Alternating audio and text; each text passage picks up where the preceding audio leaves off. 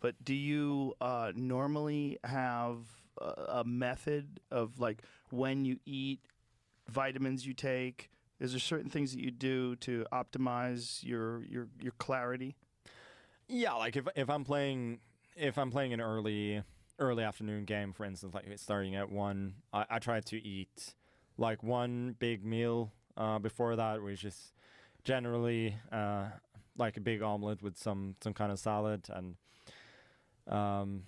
But you eat pretty clean before a big. Yeah, I usually do. I actually learned that when I was little. Like sometimes, like my parents, they were generally quite strict about sweets and so on. But sometimes I would eat sweets during tournament.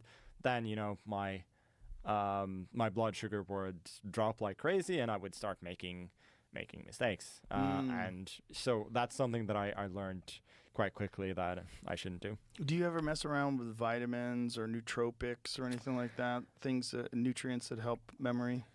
No, I think I think it's a little bit about the way that I was raised. Like I never take medicine unless I kind of have to. I don't really take supplements or anything like that. So I probably should. Like it's not a bad idea. I think it'd probably have an impact on you. I mean, it's extraordinary if you think about how good you are without it.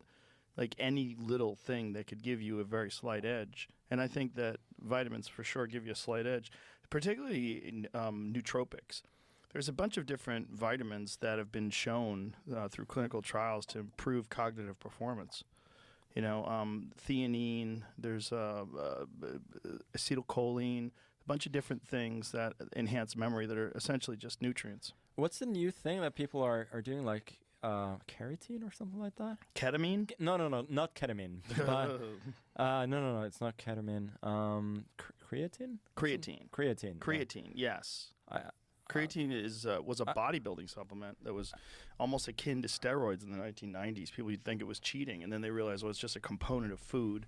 But one of the things that creatine does that's very extraordinary is it aids in performance when you're sleep deprived. Yeah, creatine is something that everybody should take. Men, women, children, everybody should take creatine. It's a really good supplement, super safe. And it aids in strength and muscle recovery and stuff like that, but it also has a lot of cognitive benefits. Just generally just like a very good, safe supplement to take. What does it say here, Jane? Cognitive function. Studies suggest that creatine supplementation may improve cognitive function, including memory, attention, and reasoning. It may increase brain energy levels by boosting andosine triphosphate production, ATP, which is essential for brain function. Creatine has antioxidant and anti-inflammatory properties that may protect brain cells from damage caused by oxidative stress and neurotoxins, may help reduce. So it does a lot of different things. If you Google it, there's a ton of different benefits. I take it in gummy form. I take creatine gummies every day. They're delicious. It's easy. I just think with a guy like you, well, your brain is everything. Yeah. But you're kicking ass, so like, why listen to me? This is the thing, though.